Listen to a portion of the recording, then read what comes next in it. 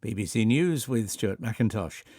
Turkey has announced a deal which will allow Ukraine to resume exports of grain through the Black Sea. It'll be signed on Friday in Istanbul by Ukraine, Russia, Turkey and the UN.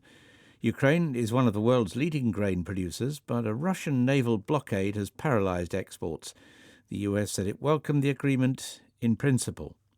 6 soldiers who defected from the army in Myanmar have admitted carrying out gross human rights abuses on the orders of the military. Speaking to the BBC, the soldiers described killing and raping civilians and burning villages to the ground. Security forces in Sri Lanka have raided the main anti-government protest camp in the capital, Colombo. Hundreds of heavily armed troops in riot gear tore down tents outside the presidential offices and pushed the protesters behind a barricade. The White House says President Biden, who's tested positive for COVID-19, is experiencing very mild symptoms.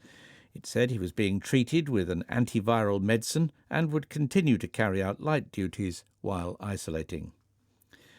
Police in Brazil say at least 18 people have been killed during a raid against a criminal gang that controls one of Rio de Janeiro's most violent shantytowns.